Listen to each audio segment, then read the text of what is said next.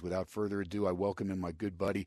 He's a young man that's been very successful at a very young age, and he's been coming on SportsX Radio for a long time now. And we find him where?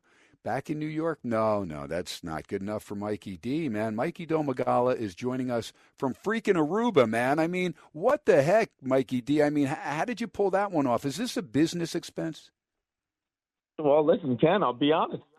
Family vacation, I still consider myself a young man at 25, and I still get hooked up with the all-free family discount. So I'm coming, yes, live from Aruba. Honored to be here as always, and just covering some basketball tonight as I vacation.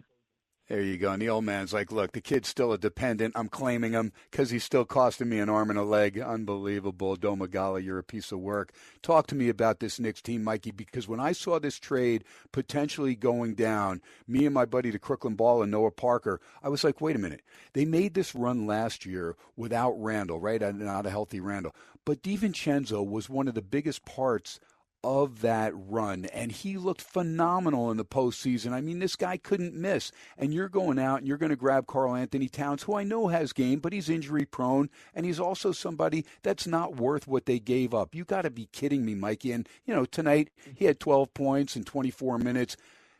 I don't even understand the logic there. How you give up all of that for Karl Anthony Towns. Please tell me that I'm not, off base here, because I thought it was one of the worst trades that I've seen in a long time.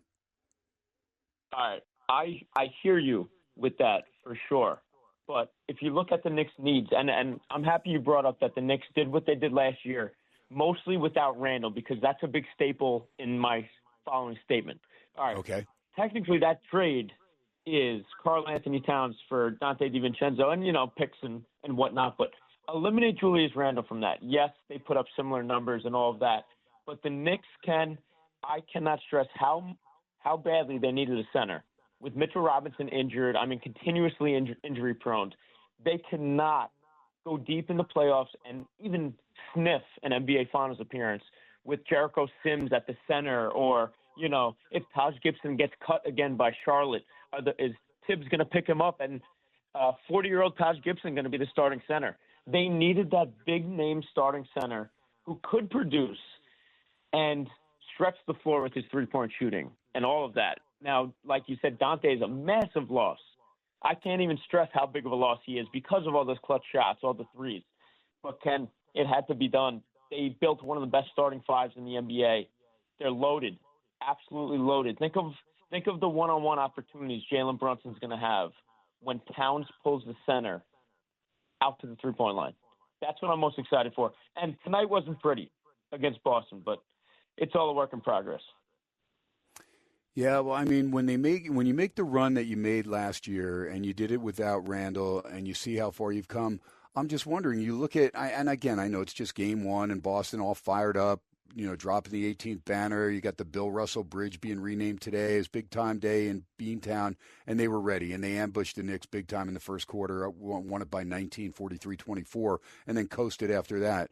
But I just thought it was too much to give up to another guy that is also injury prone a lot in his career, in Karl Anthony Towns. And I get it, he's a Jersey boy and he can knock down the three from outside, but I just didn't I think I would have looked somewhere else to get a center, find somebody else that's going to be serviceable, but not lose the depth that you had with DiVincenzo. And now I look at the Knicks bench. I know you have Miles McBride off the bench, but not much else. Cameron Payne is not a bad backup as far as point guard. But, what are you going to get from Sims, Toppin? There's still a work in progress there as far as depth-wise. So I just didn't know. To me, it just didn't feel right. I just felt like we gave up too much for one guy. I get it, and they got to get that bench piece. To pair with McBride. They got Tyler Kolek out of the draft, who's good, another Kadadier who's good, but they need a proven scorer back there to help them out. Who that is, I'm not thinking of any names specifically, but definitely a wing. They're a little light on the wings on the bench. So if they're going to compete with the Boston, Philly, Milwaukee, they got to beef that bench, because we know how Tibbs runs his guys into the floor. So if they're going to get injured and, miss some games here and there, who are they going to rely on off that bench? Yeah, exactly. That's a great question. I mean, I don't know, and I know McBride is somebody that can fill it up, somebody that can score consistently. But yeah, I don't know. Meanwhile, the Lakers, they're underway at home against Minnesota. What's your feel? You think Bronny gets in tonight? I know he's way down there in the pecking order, and I'm not sure that he does get in, but I know that the Griffey's made it out there. Ken Griffey Jr. taking the old man, Ken Griffey Sr. Trying to be, take a look at the first father-son tandem in any professional sport here in a long time, about 3 decades. Lakers up 11-7 out of the gate. LeBron's got early 4 points. What's your take on this Lakers team this year? How good can they be? And what about Minnesota? They get Julius Randle. They get DiVincenzo. How good can this T-Wolves team be? Because I think they've got a lot of depth, and although they'll miss Karl Anthony Towns, I think there's plenty there. And when you look at a guy like Naz Reid coming off the bench and Ingles and DiVincenzo, I mean, they've got a second team already right there. I mean, you talk about a team with depth. Minnesota has it. Unbelievable. I mean, I'm going to start with Minnesota because you finished with Minnesota, and you're right. I'm going to double down on that and mention Rob Dillingham and other guys on that bench, the rookie who's going to be learning from Mike Conley, one of the best vets in the NBA. So, yeah, Dillingham's going to be the future point guard of Minnesota, paired up with, Anthony Edwards, still so young. Julius Randle's even, low-key pretty young still. So that team, like you said, absolutely loaded. Now, I will say, Ken, I'm surprised they made the trade because Gobert and Towns were pretty good together. They, made the Western Conference Finals last year. They knocked off Denver. Usually the succession of things tells you that they're going to reach the finals eventually. Anthony Edwards is still so young. His prime might not even be another 3 years from now. So where will they be in 3 years if they held all their pieces together? So that's a question for that GM because I think they're going to be good either way, but I think there was just no need for that trade. And, just to flip to the Lakers, I'm posting about it right now as we speak. Rui Hachimura just dunked on Rudy Gobert, pretty big dunk. But the Lakers, man, they're just the same old Lakers. I'm sorry to say it. DeMarcus Cousins said, they're not a serious team. They're not a serious championship team. They made no moves in the offseason. It was kind of like a big parade for Bronny and a big media circus, which is amazing for the league and amazing for LeBron, the legacy and all that. But, Ken, they're the same old Lakers. I don't see them really, going far. If they meet Denver in the first round, they're going to lose. You made a good point, though, too, with Karl Anthony Towns teamed up with Gobert. Gobert, with the big presence down low, and that allowed Karl Anthony Towns to spend more time kind of floating around that three-point line without having to worry about crashing the board so much because Gobert is able to take care of most of that. So I agree with you as far as that goes. We'll keep an eye on both these teams going forward. Let me talk to you about some of these other teams as we look forward to the league getting underway, and a lot of these teams will be playing tomorrow. That are not playing tonight, just had the 2 games tonight. But I want to get your take on, some of the players coming. Lonzo Ball, it's going to be good to see him back. And, he's waited and he's worked hard diligently to try and get back on the court. Can't wait to see the young man get an opportunity. Bulls will be playing in New Orleans against Zion Williamson and the Pelicans. Your take as far as both those teams this year, the Bulls and the Pels?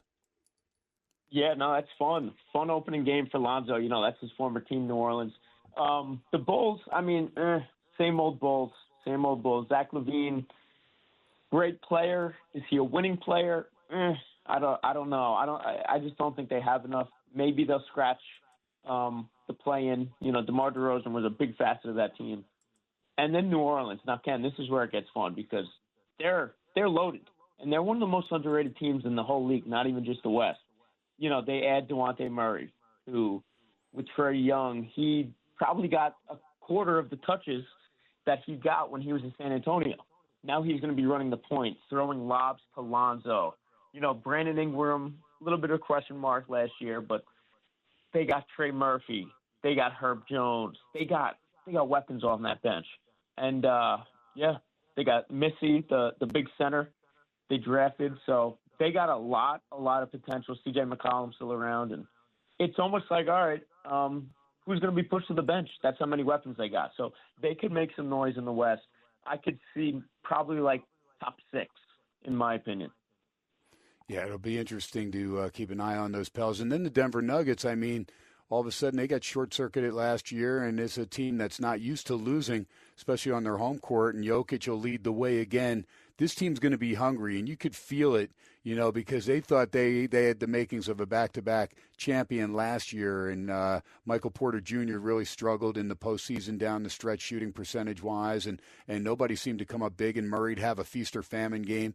Talk to me about Denver. How hungry do you think they'll be on the court, and will they be able to deliver? Because you look, and with Westbrook there, and he's going to strive big time, and Strother, the youngster out of Gonzaga now with some experience. I mean, I think this team's dangerous. They are. And like you said, that might be the best thing that happened to Gobert. I mean, not Gobert, excuse me. I'm posting about Gobert as I speak. That's why I brought him up. I mean, Jokic. All right, Jokic has the MVPs. Yes, he won the championship. But he really never got punched in the jaw and knocked down like he did in that Game 7 and lost. And almost like embarrassingly lost because Denver was the favorites. And, Jokic is the MVP. You just think he's going to pull it out. So that lit the fire. You get rid of Bruce Brown after the championship year, and then last year happened. Now they got rid of Tavius Caldwell-Pope, a great, great, valuable piece, and add Westbrook and Dario Saric, who I like, but they're going to be feeling KCP's loss as a shooter, as a 3-and-D guy. So I'm curious to see with the loaded Western Conference where they fit in. Probably top 3, obviously, still. They got the talent and Jokic to lead them there. But, the West is stronger and deeper, so we'll see. But Jokic is going to be hungry. All right, producer Mark Hogue, a big Sixers fan. And this team, when you look at them on paper, you're just like the 2 question marks. Can Paul George and Joel Embiid stay healthy? Right now, not healthy out of the gate, but, got Kelly Oubre Jr., Maxey, we know, can fill it, Caleb Martin, Lowry finding a little fountain of youth. So just wondering where you're at as far as this Sixers team. If George and Embiid stay healthy, how dangerous is Philly? I mean, listen, extremely dangerous. Extremely dangerous. There's going to be 3 top dogs in the East. Boston, New York, and Philly. Where they're going to all fit on the totem pole, like you said, is how they're going to manage Joel Embiid's health and Paul George staying healthy.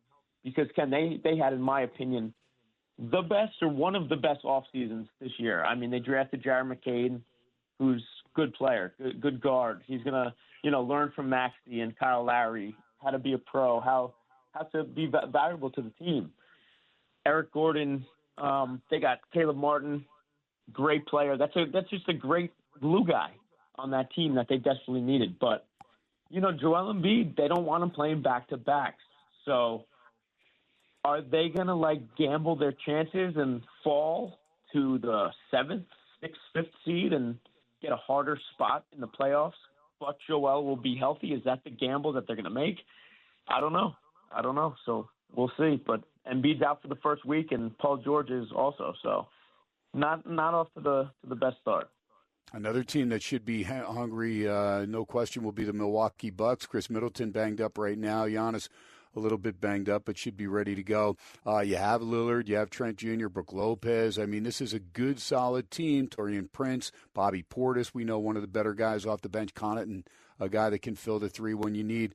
What about Milwaukee? Because, they got a little egg on their face after last season, especially, watching Boston take care of business after Holiday was dealt, and he turned out to be a key piece for Beantown. So what about Milwaukee trying to get back on the winning track as far as the Eastern Conference?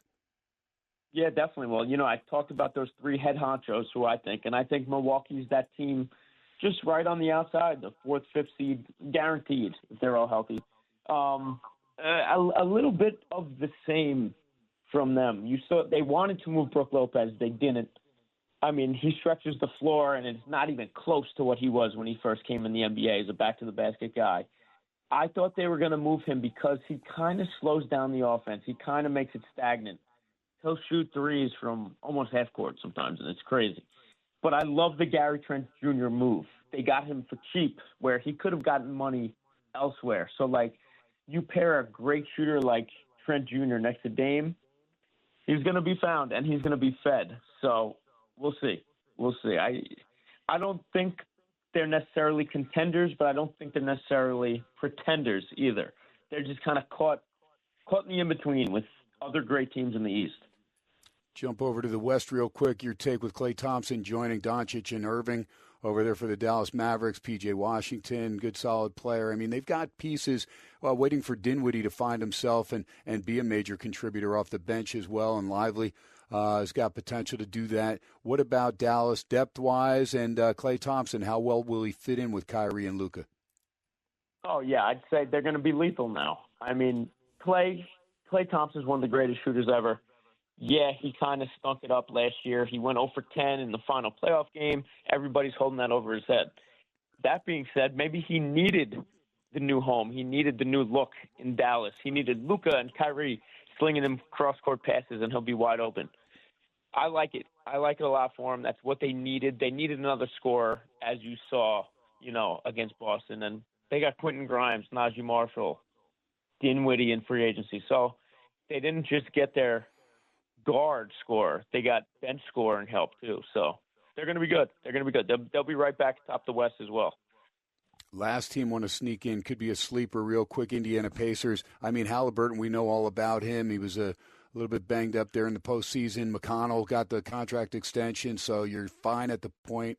You have Nembhard, who can shoot it, who can dribble it as well, Nesmith, Siakam, Miles Turner. I mean, there's a lot to like about this team. Obi Toppin off the bench as well. What about Indiana? Are they ready to make another step forward and maybe be a team that can surprise other teams there, including Boston? They're not intimidated by anybody, and they've got playmakers. They shoot it well from the outside. They've got enough depth to spread it around. If their spacing's good and they're able to crash the boards, Indiana's going to be dangerous. Oh, yeah. No, they're a fun team. I mean, listen, they beat the Knicks. Yeah, the Knicks were banged up, but, you got to give credit to where credit's due. And they're young. So, and they're banged up last year, too. They did all of that in the playoffs last season without Benedict Mathurin. So, he's a future star, future star, as he develops more and gains more minutes in the league. But, Johnny Furphy's a good player that they brought in who's a good shooter. And this team can, kind of like you mentioned, Halliburton's, bringing in 15 assists some nights. So he's going to be throwing cross-court passes to Furphy for 3. And, they averaged the highest point scored last year, I think maybe all time as a team. I could be wrong on that. But, yeah, they're going to be doing that again, just raining threes on teams. Good stuff, Mikey D. Let everybody know how they can find you, how they can follow you. It doesn't matter if you're in New York or Aruba. It doesn't much matter with Mikey D. Let people know. Oh, yeah, it doesn't matter at all. Follow Courtside Buzz on all social media platforms. Have about 4 million combined followers. And I've since created an LLC for my company called Sports Buzz Network, which I'll be going live with that through my LinkedIn and all my personal social profiles. I'll be announcing that. I just expanded to Blitz Buzz for NFL and college football coverage. I have Combat Buzz for MMA and boxing coverage. So look up all of those on all social media platforms, and there'll be further expansion, hint, hint, coming soon over the next probably 3 to 6 months in other sports and other sports to follow that as well. I love it. Combat Buzz, Blitz Buzz, Courtside Buzz, Sports Buzz Network. I mean, Mikey D, come on, baby. Always working it. You're outstanding. And again, you stay on top of it. Here's a kid on vacation with the family. Says, you know what, Dad, I'm taking time out for SportsXRadio back there in Vegas. Mikey D, great stuff as always, my man. We will touch base with you throughout the season. Always a lot of great inside information. Thanks, Mikey D. We'll talk to you soon, bud.